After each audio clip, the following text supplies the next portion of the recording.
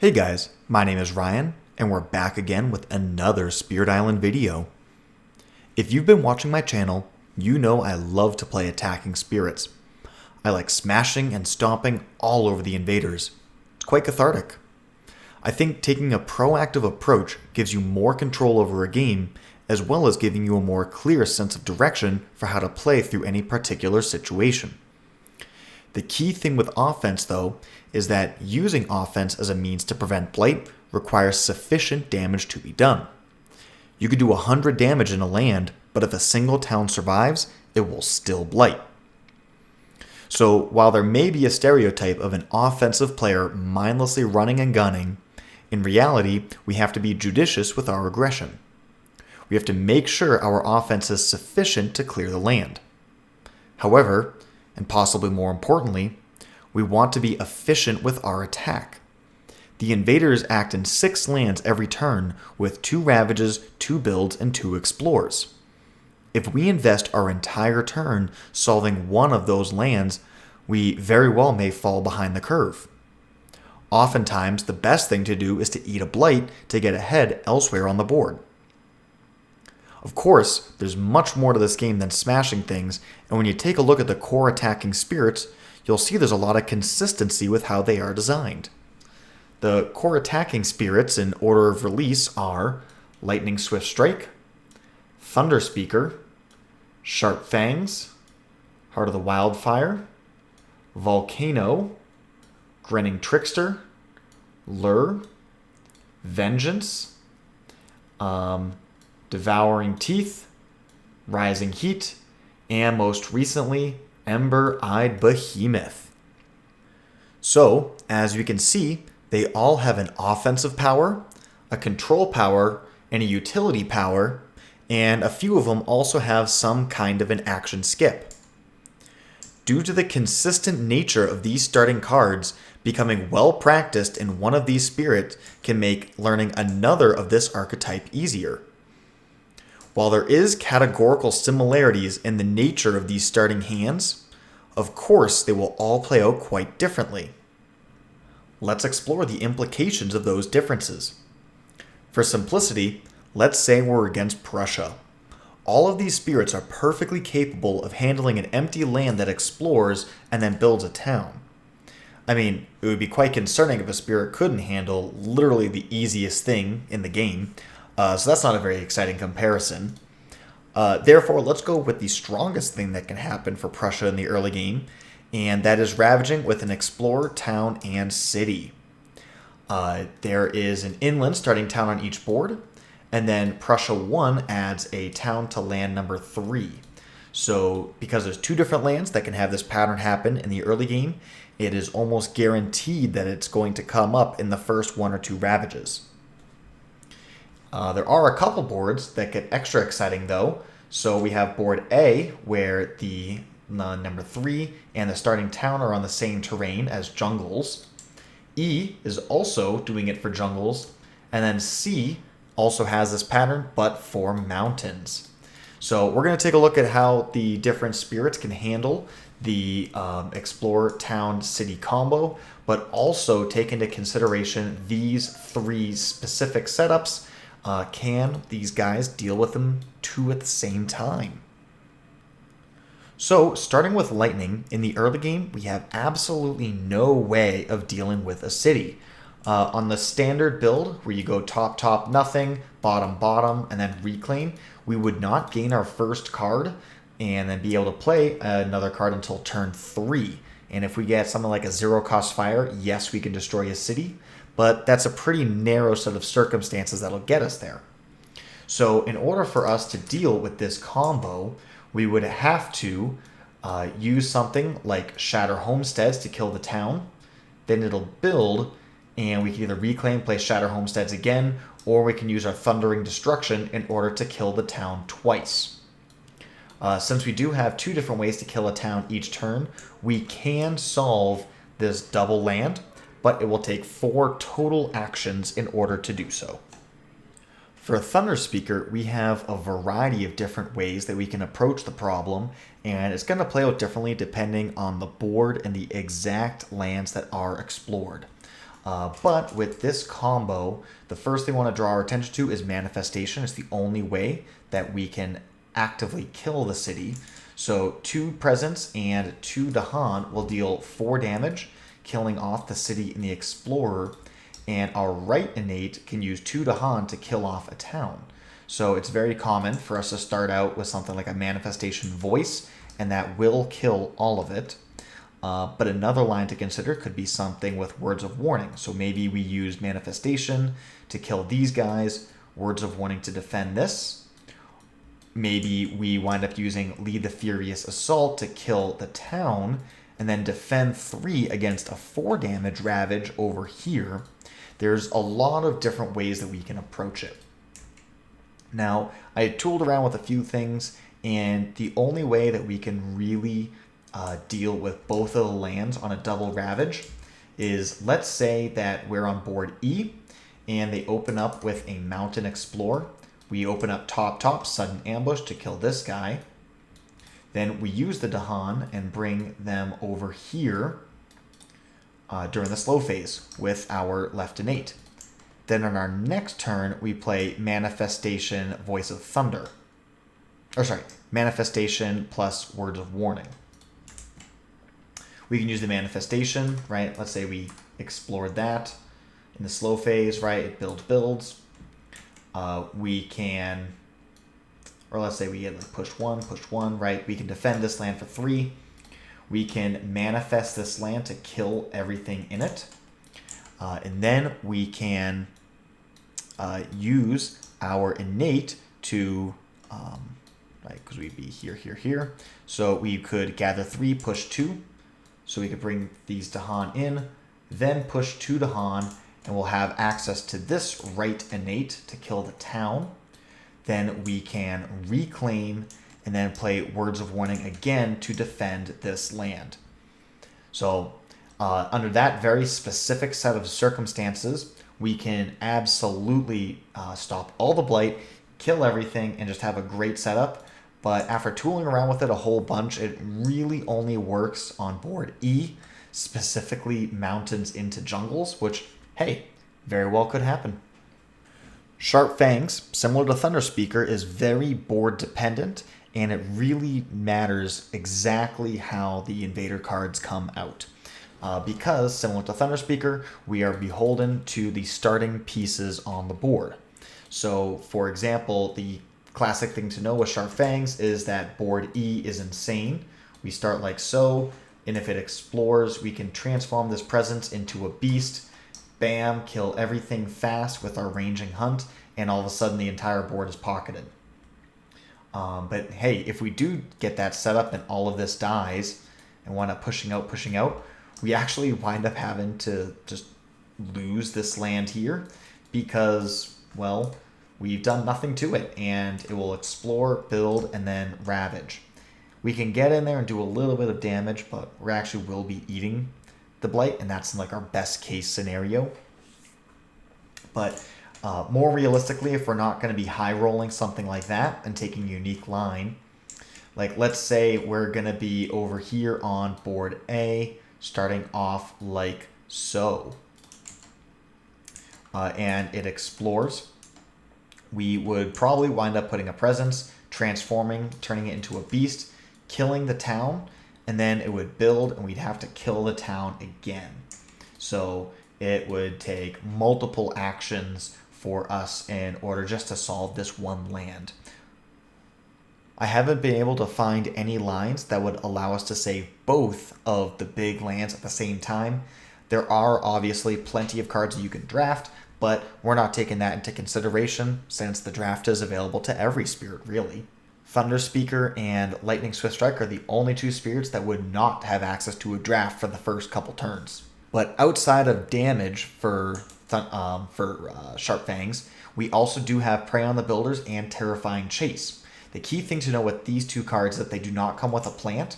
So typically on turn 1, we're going to be playing Teeth Gleam Too Near the Jungle in order to hit this innate. But on turn 2, once we get this plant, we only need one or the other. So let's say we choose to play Too Near to save ourselves the energy.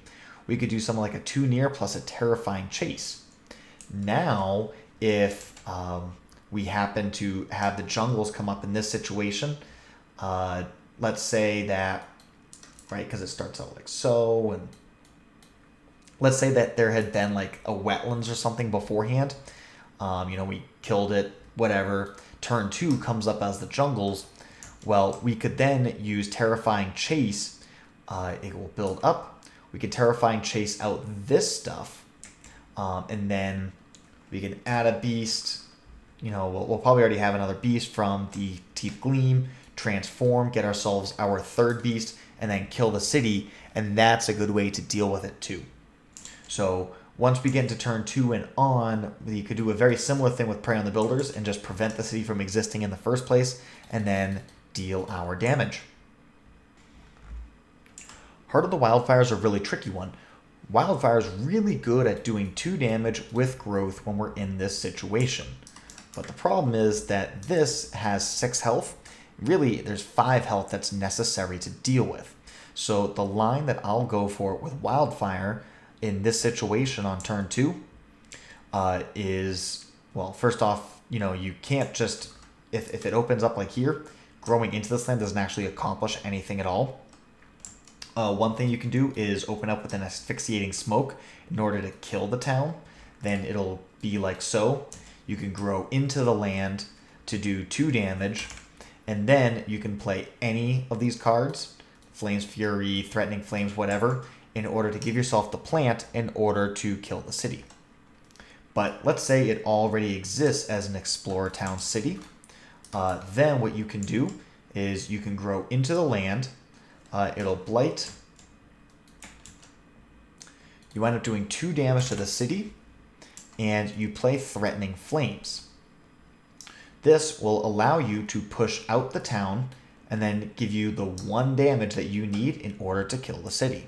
So that is really the only line that Wildfire has in order to deal with this built up land.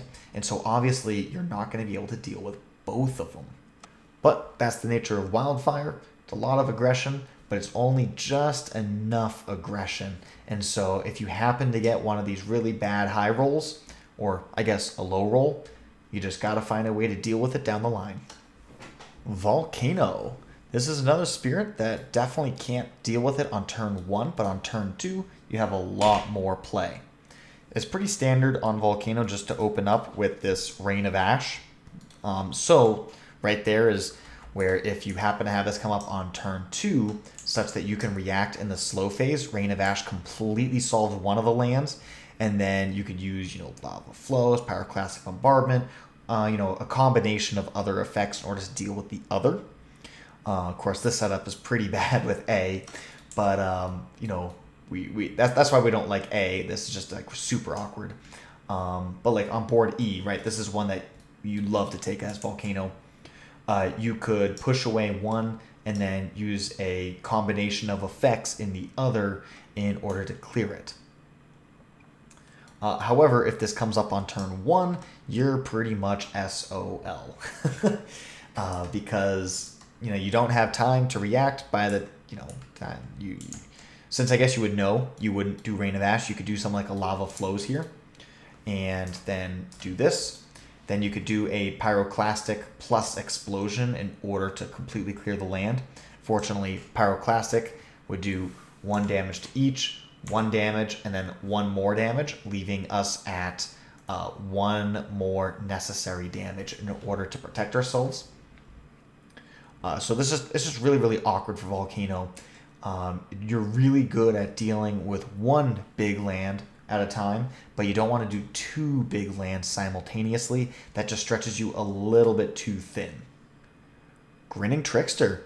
This is a spirit that it's really hard to definitively say how effective it is at solving these problems in the early game. I mean, just taking a look at Over-Enthusiastic Arson, it's a situation where we would actually actively want to hit the fire for the extra damage, fear, and blight. Because we kill this, we take the blight, and then we also get to kill the Explorer, and it completely solves the land efficiently. If we miss, we still have a problem that we have to deal with.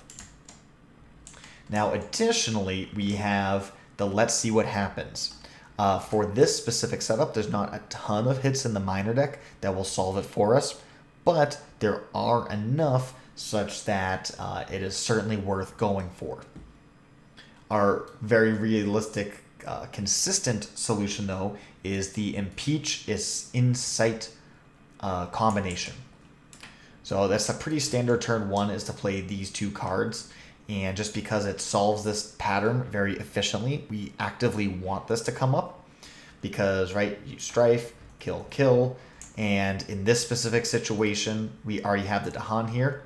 But we could, you do standard like bottom opening. We get a Dahan push, both spirit phases. So even if we were to do it in this land up here, or on a different board where, we don't have the double, the choices, on one turn we kick in, next turn we kick in, and then we have a strife to Dahan, and the land solves itself. That does take 2 cards and 2 spirit actions. So in terms of total actions, it's inefficient, but Grinning Trickster does have a disproportionately high quantity of actions in the early game. So this is our consistent approach. We can try to high roll with the Overenthusiastic Arson, and of course, let's see what happens. Could also bail us out. Lurk. Lurk is another tricky one. We don't have any inherent way to deal with cities in the early game. The most common opener is to do Softly Beckon Ever Inward, going bottom track and taking the moon for the extra energy. So this lets us gather 2 towns and transform a town, so we can deal with 3 towns early, right? So it's fantastic at dealing with anything that is not Explorer Town City. But for dealing with this specifically, if it's on turn 2, great, we can deal with it, right? We can pick up that town immediately with the slow innate, or we can use Softly Beckon to pull both of them out, deny the build completely. However, if this comes up on the first turn, we're kind of just screwed. At least in land number 8, we have some choices. We could do something like maybe an alternative opening with Perils of the Deepest Island and maybe Gift. And so we could put down a Badlands, Beast, and a Wilds. And then we could use the Swallowed in order to deal 4 damage, killing the city in an Explorer. These 2 right here could transform a town into 2 explorers. So, we have a couple things that we could do in order to solve this land. But the coastal one, we don't have anything for on the first turn. Vengeance. Vengeance is a funny one because it incentivizes you to just let the blight happen and just, maybe even suicide some presence to get that disease, transform the Badlands or blight into the Badlands. But if we actually want to deal with it, the easiest one is just to use Fetid Breath and then strike low. Just skip the Ravage. If this were to come up, though, and we want to deal with both, I really don't see any way that we can deal with both. Our typical opening is to do Fetid Breath on turn 1, Plague Bearers on turn 2, and then strike low, Fiery Vengeance, plus, some random card, whatever we gain, as our third card. And so if this came up on turn 1, you just gotta deal with it. If this came up on turn 2, right, we could do something like a Fetid Breath. Okay, we could choose to just consume the disease and prevent it, but then Plague Bearers wouldn't be as good. So we'd probably wind up doing this. Plague Bearers to kick these guys out, and then we would use Strike Low here. That line completely concedes the other one. We don't have enough resources in the early game to deal with all of this. And generally, as Vengeance, we, like I said, we kind of want to take a little bit of blight early anyways. But in this situation, we really don't have a choice. As Devouring Teeth, we have a couple options here, actually. So one of them, just to get started with, at least in solo, you can target yourself with Gift of Furious Might. So your innate, I don't know, maybe that, maybe we're here. Your innate is going to do 5 damage when you self-target. So that's the first thing to consider, is that you could just kill it. The second line, though, would be to just ignore it, let it happen. And we have marked territory, just defend for 9. Even if that was Sweden, we still got that fully defended. Another line would be to use herd. And let's say we play these 2 cards again, but this time it's a multiplayer game, and so this card goes out to someone else. If we're in this situation, and let's say this is turn 2 or something, we can gather the town out. It'll build, and then our innate does 2 damage, so then we can kill this. So that's another line. And of course, Ferocious Rampage is similar in the damage it can do. However, it does not allow us to do damage to cities. And in the early game, this only does 2 damage, so the city will survive. So on turn 1, if this comes up, we're screwed. There's nothing we can do. I mean, we can do a marked territory to skip one of them, but not both of them. But later on, we could do something like a herd, play these 2 cards, deal with one of them, and then mark territory to skip the other one. So long as we dodge this on turn 1, we can make something work. But on turn 1, yeah, we're pretty screwed. Rising Heat. So with Rising Heat, we do also have a Ravage skip. So that is the easy first option. Just make it not happen. And this even has better range and targeting. Since it's a range 2 card, we don't need to get range 0 like we did with Devouring Teeth. But the more proactive line, call on herders for aid. Right? We can gather in 2 Dahan, and then each Dahan gets to push one of these guys out, deny the city from being built. Okay, that's one line. That's a really good one. Another one would be to use this Stinging Sandstorm in order to kill the town. Of course, then the town will build, and we have no actions for that. In a solo game, you could use Gift of Searing Heat on yourself to kill this. However, in a multiplayer game, that is not an option. So Rising Heat definitely struggles in the early game. It takes a lot of cards in order to access this 2 damage, which would smooth it out. In the early game, we really just don't have access to it. The earliest we can use it is the slow of turn 3, which is later than the parameters of this little exercise. So really all we've got is call to push and exhaustion to skip. We don't have enough early game damage in order to solve this pattern. And then last, but certainly not least, we have Ember Eyed Behemoth. And the whole reason why I made this video is because I realized that Ember Eyed Behemoth is overwhelmingly the best at solving this little puzzle. So with this, we have 3 different cards which all solve it pretty efficiently. Okay, first off, we have a skip. 2 invaders don't participate in Ravage. So these guys are effectively gone, and it's just a little 1 damage Ravage. Okay, great. That's a 1 card solution. Okay, another one is we have this Blazing Intimidation. So when this pattern shows up, we just push it out. No build, no problems. And then another one is with Surging Lahar. So we do 2 damage at a Badlands, and then we can do 2 damage with our innate plus the Badlands, gives us a total of 5 damage. So we can kill both the town and the city with our Incarna.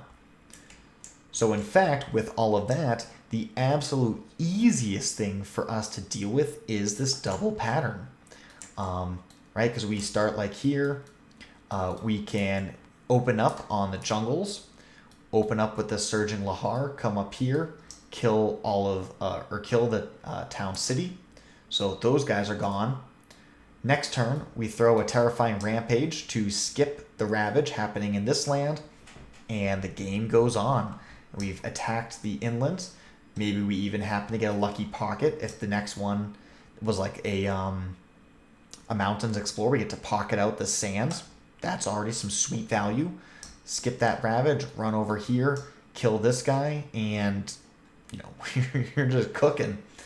If this comes up on turn 2, right, you just use Blazing Intimidation, push these guys out, push your Incarna up here, kill the other one, and like I said, no harm, no fouls. For every other spirit on this list, they have a very narrow path, if any, to deal with the double deadly pattern in the early game. Some of the spirits simply have no solution whatsoever for cities in the early game. But this is not an issue for Behemoth. Let's take a look at those starting cards again. Notice how Behemoth has the cheapest Ravage skip. Other spirits cost 2 energy, while Behemoth's cost only 1. Sure, it doesn't scale as well into the late game since it's only a partial Ravage skip, but it has easy targeting restrictions, and you can almost always find a place for it at all stages of the game. Behemoth has the best control power. If we take a look up and down this list, we will see that the only other spirit that has a fast control power is Wildfire. And of course, this one has a lot of range and targeting restrictions. Range 0 requires both Blight and Invaders. And after all of that, it's actually a worse push because it cannot go to lands with your presence, and you only get 1 per fear. So in the early game, you're only getting 1 Invader. Compare all of that to an unrestricted range 1, and you get to push 2 things. Sure, you can't push it into your Incarna, but that is a lot more flexible than not to any presence, particularly when the Incarna can move. Behemoth also has one of the best offensive powers, so it does 2 damage, which is comparable to most of all of these, but it adds a Badlands, which is unique. For all of these other spirits that are adding Badlands, they do so with their utility powers, right here, etc. So they have to choose between doing damage and being offensive and aggressive, or investing in future returns. However, Behemoth gets both of them loaded onto one single card. The utility card Behemoth gets shuts down most invaders too. So overall, there's just no weaknesses with this spirit.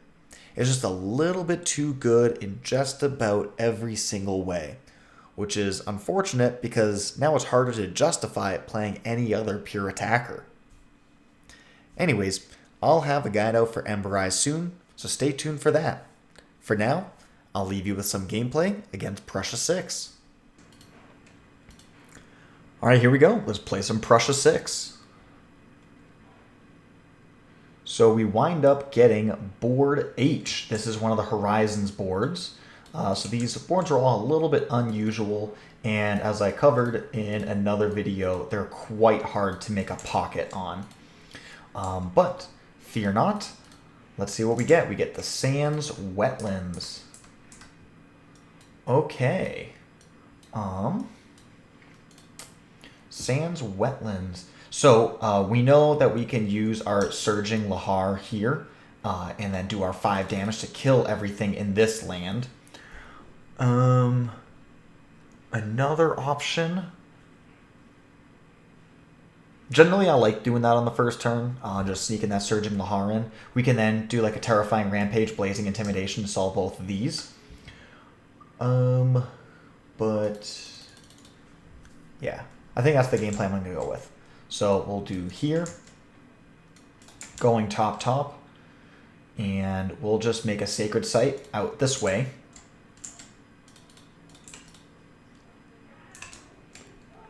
Click through a few things, skipping Numinous Crisis. I usually just force skip it anyways. That event is a little bit too strong.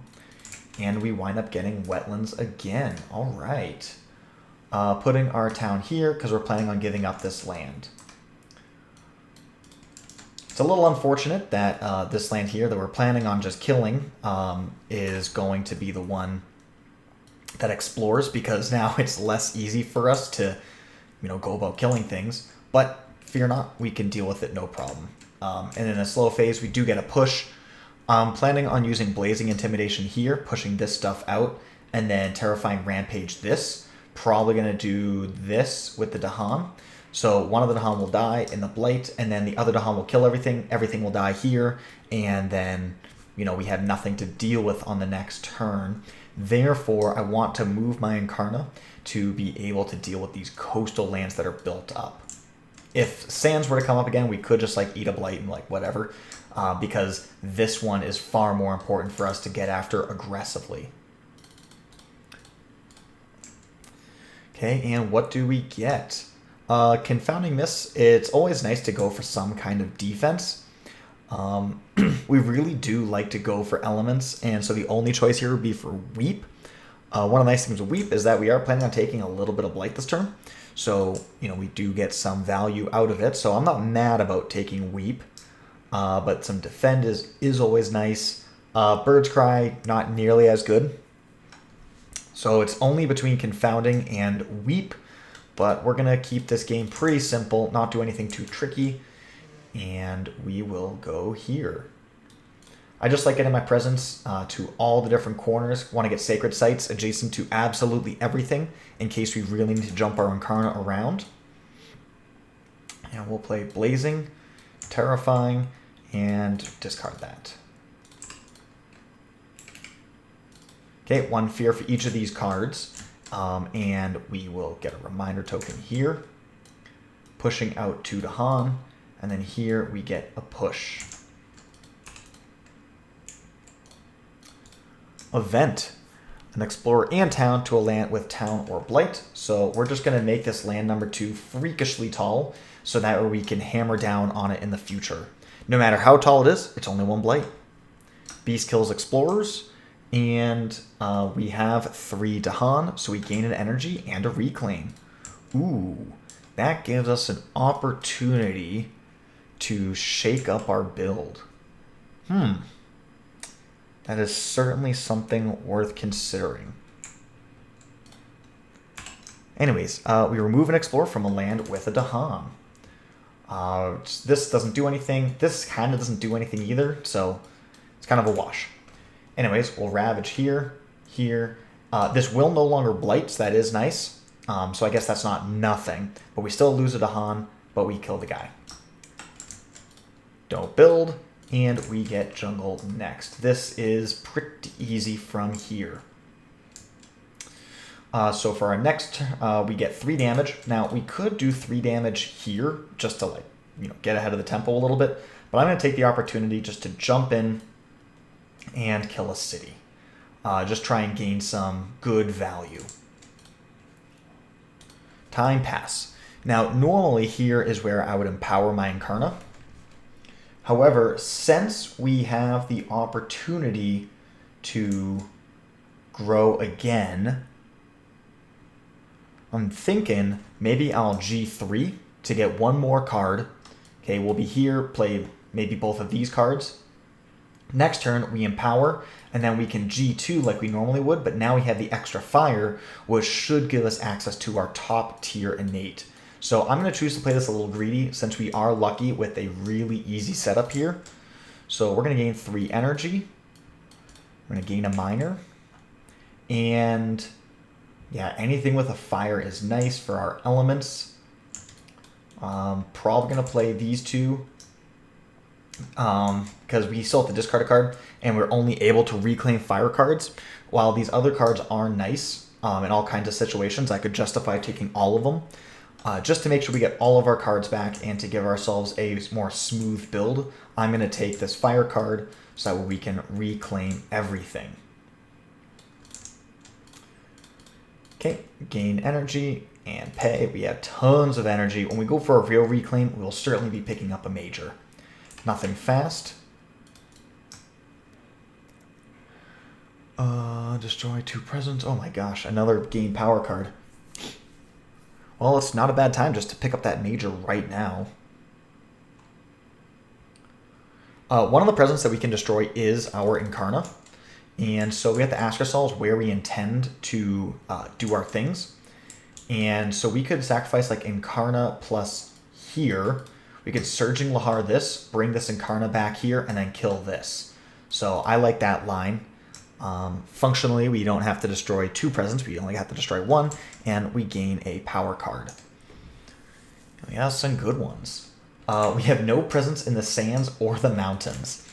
So, so that's not very helpful. Wrap is always nice. Wounded Wilds. So obviously we are a fire plant spirit. We do have animal on a couple different cards. Right, that's got all matching elements. And then here, right, we could play 1, 2, 3, And that will get us a Thresholded Wounded Wilds, as well as it would give us 1 tier of our innate. So that's not bad. Do we have enough air? No, we have no other air, so that cannot be Thresholded. And without Threshold, this card kind of sucks. And we still have the targeting restrictions. Defend 5 anywhere on the map is pretty sweet. And that's something that we don't have access to right now. So I am going to pick this guy up. And we really actually don't have a use for this Prowling Panthers. It's really not that good. So that's what we're going to forget. Okay, next we have No Disease and Dahan Defense for 2. Cool. No Fear cards, no Ravage, build, Explore in the Sands. This is the big one that we were concerned about. Gonna go here. Actually, it doesn't matter. Our next one's a stage 3. I was trying to be tricky. Unfortunately, with this, there's really no way to create a pocket anywhere, unless if we manage to kill this guy. Then we could try and pocket this land out, but it's just really hard to make any pockets on H. In the slow phase, we'll do Surging Lahar.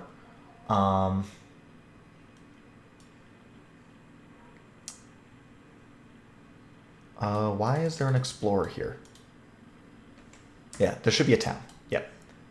So we'll go kill, add a Badlands, bring the Incarna back. We get 3 damage and get to push a Dahan.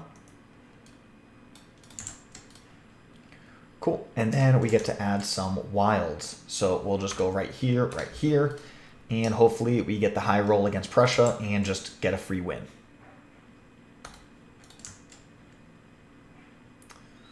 All right, so we can reclaim, empower our Incarna, and we'll go here. Certainly want to just get right into the thick of it. Over here, it's going to be hitting for 7, looking at doing something like with a wrap. Maybe do like a wrap plus Blazing Intimidation combo in order to clear the land. So we'll gain our energy, and we just want to do as much damage as we can. So we're going to want to do a Surging Lahar alongside a probably Exaltation. Just because that card is, I mean, it's either that or Blazing is the only 2 options that we have. Blazing, we push this guy out. It would still build a town. So it doesn't really get us anywhere. Yeah, I think this is fine. And then we can, go like here. It doesn't really matter where the wilds go. We're just playing it for elements. Fast phase, we got nothing. Ooh, we have 3 sacred sites, or 2. We can choose to have this not be a sacred site. We already got 1 of them paid for. Or actually, wait, these guys don't even count because there's no invaders. It has to be both sacred site and invaders. So there's only 1 sacred site with invaders, and we've got it. So a clean 2 damage. Beast generate fear or move. 4 Dahan among your lands. We do not have that. Unfortunate. Strife a beast disease Dahan. Excellent. That just solves that for us. Because now we can throw a Dahan over and defend for 5. It's ravaging for 5. We're in a good place. Jungles, sands, and explore the mountain wetlands. All right. Start off with the Exaltation. So we'll get ourselves another wilds here and here. We will use the Surging Lahar, 2 damage, and a Badlands. And then we get 2 iterations of 3 damage with the Badlands. That's going to be 2 iterations of 4 damage for 8 total damage. 1, 2, 3, 4, 5, 6, 7, 8. And then we still haven't used our move for the turn. This move was the free one that we get off of growth number 4. So I am going to just jump in right here. Do I go here or do I go here? I think I go this way because this land is going to be dealt with the Dahan, and this path we have to find a way to deal with ourselves.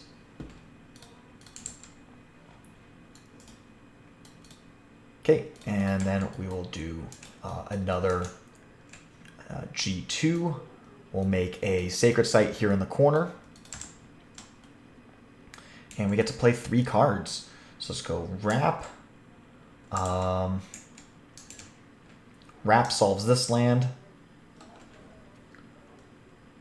We can Blazing Intimidation to solve this land. And we actually just need to play Earth, so that way we can do our innate. So we're just going to play Terrifying Rampage. Probably just do that for some Dahan movement. And in fact, actually, we have some great Dahan movement possible. So we'll use Terrifying Rampage for a Fear. And we'll go here to push these two Dahan in. Then we'll use Wrap to send these Dahan over here. Drop a Defend 5. Completely clear the corner. And then now for our Blazing Intimidation. We get a Fear, Terror level 2. So I am looking at if we were to push these two out, you know, it still won't pocket anything. I mean, if it wasn't Ravaging, this would be the obvious spot, right? We go hit, move, hit. Here, then the Wilds gets negated. 8, 1, 2, 3, 4, 5, 6, 7. We could send this guy this way. Still fully defended. Means that we do get beat by increasing aggression. But we have Blight Despair, so that's not a big deal. In this town, I'm going to send it this way into the Badlands. So either, like, no matter what we do, we're either taking a Blight or popping a Wilds. And so I'm going to go for this direction where we have the Badlands to support.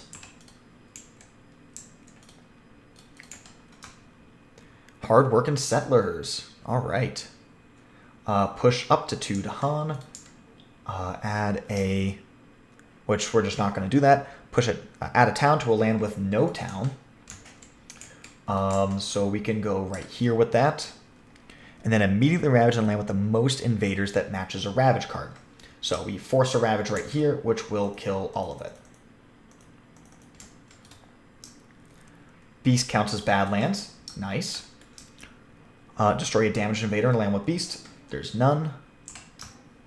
Gather a dude or town into a coastal land. Defend 2 in all coastal lands. Nice. So if we go here, now this has been successfully pocketed. Gather up to 3 from a single land into a land with 2 or more invaders. So we could gather these 2 guys over, shrink the board a little bit. Of course, this is going to build. We could just go this way and then deny the build, so then we can go hit and then probably go this way to shrink the board some more. Okay, Ravage is defended for 2. Mountain Wetlands build. And then we're going to explore the mountain jungles. Jungles, jungles, mountain, mountain. Alright, we just get to use our innate twice, doing 3 damage and pushing a Dahan. That Dahan push is quite nice right here. 1, 2, 3, 4, 5, 6. And then to move our Incarna, I'll go here. So now with the power of the Badlands, we can hit and then do something else. Okay, we will reclaim all. This wrap, I feel like it's going to be really hard for us to actually get a presence into this land. It's going to be a while before that happens. This wrap really doesn't seem like we need it anymore, so I am going to gain a major, intending to forget this wrap. And I love Strangling Fire Vines. We already have Wilds in a few different places. Of course, we don't have any presence in the sand, so same problem we're looking at before. We do have a destroyed presence for the Solidify, but I think no matter what we go for, it is none of these are too exciting. So I think Wrap is better than anything here, so we're just going to gain any card and immediately forget it. Up to 4 energy, so we can use a Blazing Intimidation, push these guys out, let this one die, with the intention of going innate, to hopefully end the game right there. So all we need to do is play cards with decent elements. All we need is a Fire Earth to go the distance. So something like that. Fear push.